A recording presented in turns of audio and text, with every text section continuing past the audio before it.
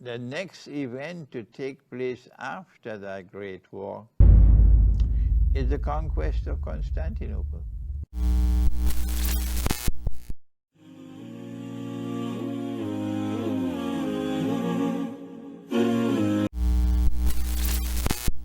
Now, this then is the announcement that I wanted to give to you today.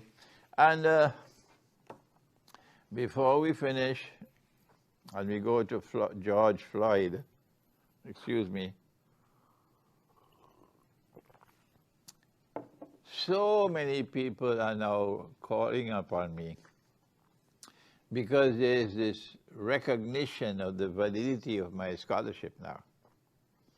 They've been closing the doors on the masjid to me, but the virus has caused so many people to recognize that I am correct in my explanation of the reality of the world today, which is eschatology. And so now people want to study my books. Around the world, there's a thirst now to study. And they want to know, Sheikh, what is the order in which we should read? You have so many of them. Give us the order. Let me do it once today, and I hope I don't have to do it again and again and again and again. So please, please, please keep this video safe so that you'll know what is the order in which the books should be studied. Now then, I suggest you make two divisions. One is the general books on general subjects, and the other one is the books on the end times, eschatology. This is a set of books that I left here with IBN, but some books are no longer here. I don't know, somebody took them. So I have nearly all of them here, but some are missing. Now then, the ones who are the general books, this is the most important, my teacher's book, The Quranic Foundations and Structure of Muslim Society. You have a lovely box, mashallah, and it's in two volumes, and they're very thick books here. So these two books, The Quranic Foundations and Structure of Muslim Society, written by my teacher, Maulana Dr. Muhammad Fadlur Rahman Ansari, these are the two books which must be studied. It'll take a lifetime to study. It'll take a lifetime to study these two books. But take your time and read them whenever you have the time. We've run out now of print. We have to reprint the book in Malaysia, and that'll take some time, and that requires some money as well. So if you don't get a copy, when you order your sets now, we'll have to try to get a copy from Pakistan. This book, the two books on the travelogue, such an interesting travelogue because they are nice to read. They're very easy to read. So people they're hungry for the travelogues. So now I'm going to have to tie my belt, and the next time I travel, I'm going to have to take notes every day, so I can write another travelogue, maybe the last one in my life, another travelogue. So I suggest that you keep this for easy reading whenever you have the time. This one, the 2003 travelogue, will be out of print, and we're now reprinting it in Malaysia with a new cover design. These are the easy reading. Isra and Miraj has to be reprinted. Fasting and Power, it's an easy book to read. Islam and Buddhism is my first book ever written, first book, and my teacher ordered me to write this book. It's general, so it's good to get an insight into the religion of Gautama Buddha. I have great love and respect for him. Iqbal and Pakistan's Moment of Truth is a very important book. The Religion of Abraham and the State of Israel, I am now editing this book. It was written about 25 years ago. And I'm now editing this book to bring it out in a new edition with a new cover design. So then those are the general reading. Now these are the books on eschatology, And I would recommend this order in which you read the books. The first one is the bestseller, Jerusalem in the Quran. I suggest you begin with this book if you want to study Islamic eschatology or Akhir Zaman. This book was written in the late 1990s, 1998, 99, 200. And it was published in 2001. And then I brought out a second edition in 2002. So this is the first book to read on Islamic eschatology or Akhir Zaman. At the heart of this book, at the very heart of this book, is the hadith that when Dajjal is released, he will live on earth for 40 days. Yawmun kasana, one day which will be like a year. Yawmun kashahr, one day which will be like a month. Yawmun kajum'a, one day which will be like a week. Wasairu ayyamihi ka'ayyamikum, and all the rest of his days like your days. All his days meaning all the rest of his days like your days. And I recognize this to be three stages in his life. Three parts of what the Quran refers to as a shadow. Intaliku ba'da uzu billahi minash shaitanir rajim. Intaliku ila zillin zi salasi shu'ab. Suratul Mursalat. Proceed to a shadow which will have three parts. And I recognize the three parts of the shadow, that in stage one, or the first stage of the shadow, there'll be Pax Britannica. This is the first circle, Pax Britannica. A Malay artist designed this for me. And in the second part, within the second part of the shadow, the second stage of Dajjal, would be Pax Americana. Here it is. And you can see from George Floyd that Pax Americana is now in irreversible decline. It's collapsing. And then comes the last stage of the shadow, the third part of the shadow, where you have Pax Judaica, when Israel seeks to take over from the United States of America as the next ruling state in the world. If you believe it's China, fine. I don't. So this book is an introduction to Islamic eschatology. I would suggest the next book after that to be Gog and Magog.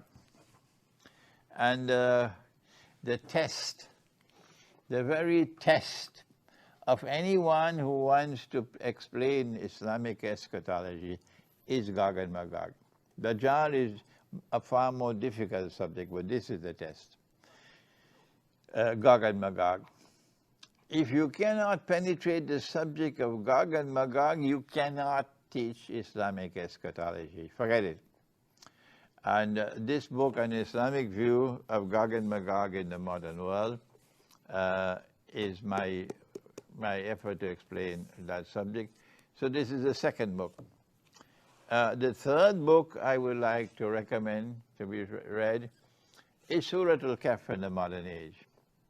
I had a dream of the Prophet sallallahu ta'ala alayhi wasallam, indicating that Allah had, in His kindness, had blessed me with knowledge of this surah, Surah Al-Kahf of the Quran. And this book is my attempt to explain the stories in the surah, the four stories. I don't like the word story. The four important events of the surah. Number one, the young man in the cave. Number two, the rich man and the poor man. Number three, Musa alayhi salam and his encounter with Khidr. And number four, the great traveler Zulkarnain. And these four are mentioned, explained in detail in this book, Surah Al-Kahf in the Modern Age. In this book, I also devote a chapter to the Quran and time. And you could see when I wrote the chapter, you can see Imran is now struggling to understand the subject. I'm still in the infancy stage. It takes a man like my teacher, Maulana Fadlur Rahman Ansari, rahimahullah, to teach the subject of the Quran and time. And then after that, here is explaining Israel's mysterious imperial agenda, explaining to you Pax Judaica. And then comes my 2 books on Dajjal. So far I have more books to write on Dajjal, but thank Allah, the 2 are already written. Dajjal, the Quran, and Zaman, and the Quran, Dajjal, and the Jasad. These 2 books are very important for explaining and understanding the subject of Dajjal. But may Allah help me to be able to write the other books that need to be written, even at the age of 80. Signs of the Last Day in the Modern Age is a collection of essays I wrote over the years on various subjects pertaining to the reality of the world today. And as you read about the reality of the world today and the oppression all around the world, you see today, the corruption in the world, you see the signs of the last day, signs of the last day in the modern age. Then I would suggest on Khidr. Over there in Surah Al-Kahf in the modern age, we were introduced to Khidr. This is a delightful little book, only 1 hour to read this book. In search of Khidr footprints in Akhir or Zaman, you have to look for a Khidr in the world today. A man who is walking in the footsteps of Khidr alayhi salam, and follow such a man. He has a different scholarship from that which comes from the Darul Uloom. The scholarship of the Darul Uloom is inadequate to deal with the reality of the world today. The Darul Uloom graduates are at sea. They can tell you about history, they can tell you about the law, but they cannot explain to you the reality of the world today. They don't know anything of what's happening in the world of money. And this virus has come and slapped them on their faces. So read Khidr, In Search of Khidr's Footprints in Akhir Zaman. And then the Caliphate, the Hijaz, and the Saudi Wahhabi nation state will tell you something about politics and political philosophy and the history of political thought in Islam, what happened to the Khilafah state. Constantinople in the Quran explains Akhir Zaman, that there's a great war which is coming, and the next event to take place after that great war is the conquest of Constantinople. That's what our Prophet said, alayhi salatu wasalam. And he praised the army, and he praised the commander who will conquer Constantinople. That's why they changed the name, and they put the name Istanbul, so that you forget the name Constantinople. You see, you understand now? Nobody uses the name Constantinople anymore. I had to take the name out of the museum and put it back on center stage with this book. And they can't hide anymore, they can't run anymore, because Constantinople is coming back to center stage now. People are waking up. And this book explains Constantinople in the Quran. What does the Quran have to say on the subject? I'm not going to tell you, read the book. And then, because Constantinople will be conquered after the Great War, you should read this book on the Great War, the Quran, the Great War, and the West. If you are living comfortably in the United States or in Canada or in Britain or France or Germany and so on, Belgium, and you have no desire in your heart ever going back to Egypt or Morocco or Algeria or Pakistan or India. Who wants to go back to hell? We're living in heaven. Read this book, the Quran, the Great War, and the West. And the importance of the prohibition of riba in Islam, a very important book for Akhir Zaman. Because in Akhir Zaman, in the last age, the Prophet said that there'll be the age of Dajjal will be the age of kathratul riba. And there we are today. He said the time will come when you will not be able to find a single person in all of mankind who will not be consuming riba. And whosoever says he is not consuming riba, verily the dust of riba will reach him. Verily the vapor of riba will reach him. This is where we are today. And this book is simply introducing the subject, how important it is. I have the other books to edit, the prohibition of riba in the Quran and Sunnah, the book on Islam, Dajjal and money. They're still waiting there to be completed, to be edited and to be published, to be added to the books on Akhir Zaman. But one big book on Akhir Zaman, which I finished half of the book and it's been lying there for 2-3 years now to finish it, from Jesus, the true Messiah, to Dajjal, the false Messiah, a journey in Islamic eschatology. I finished probably half of that book, and I have the other half to finish. Please make dua that book can be finished. This one complements the one on riba, the gold dinar and silver dirham, Islam and the future of money. This was written before cryptocurrencies came. This was written before I could understand the petrodollar monetary system. So I need to bring out another edition of this book as well, where I can incorporate the petrodollar Islam and the petrodollar and beyond, and the cryptocurrencies and bitcoins and so on to this book. There's another book in Akhir Zaman. Medina retains the center stage in Akhir Zaman, a very small book. To understand Akhir Zaman, our Prophet said that in the end time, the dreams of a believer will seldom fail to come true. You won't believe the number of people who keep on writing to me, telling me of their dreams, including people who are having dreams of Nabi Muhammad alayhi salatu wasalam. Yes, someone just wrote to me maybe a week ago. He had a dream of the Prophet alayhi salatu wasalam. And when I read that dream, I said to him, the Prophet came to you to give that dream to you to send a message to me. Yes, because in the dream the Prophet never spoke. He simply wrote, and he started writing. He who cannot read and cannot write, he was writing from the right to the left. And I said to myself, that's a message from him. He's saying to me, Imran, tell the people that the proper way for us to be people of the right hand, Ashabul Yameen, is that we write from the right to the left. We read from the right to the left. And Dajjal has come with this modern Western civilization to teach us the opposite, that we must read from the left to the right, and we must write from the left to the right.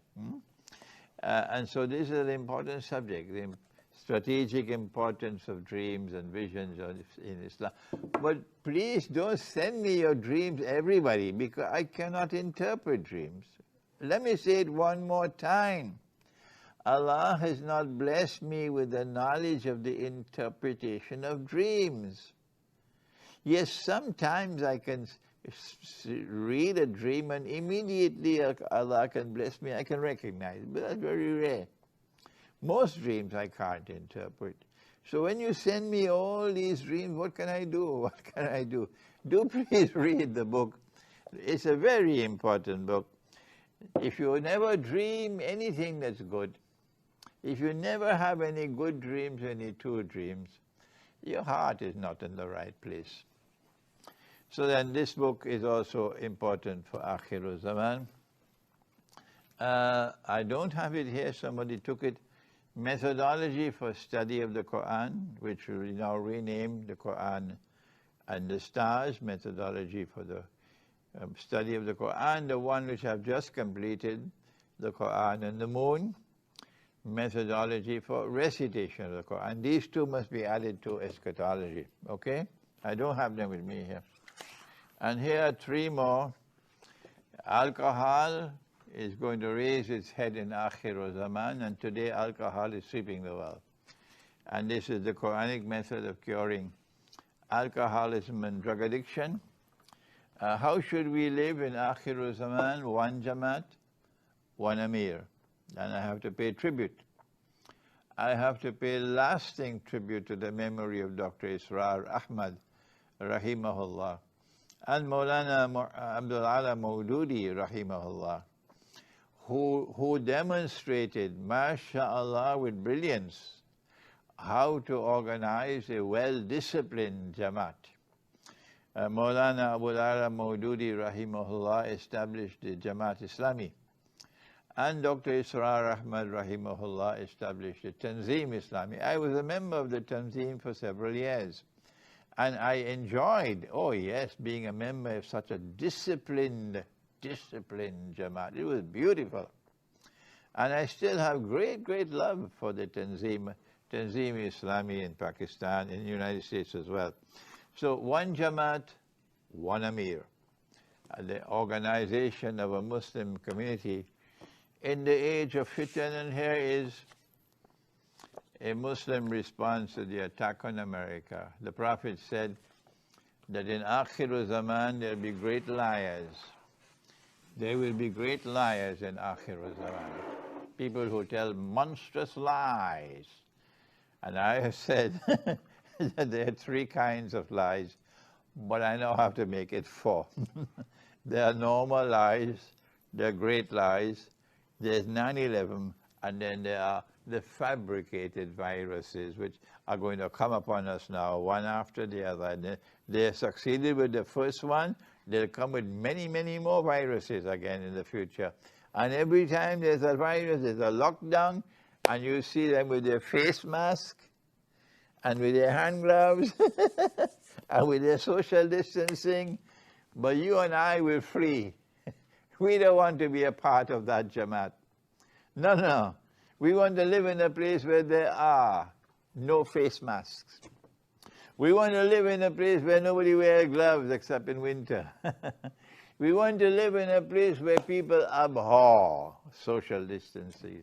So even if we have to flee to the mountainsides and to places where rain falls and take with us some sheep and goats, where there is no Salatul Jummah and no Salatul Eid, but we'll flee there to protect our religion.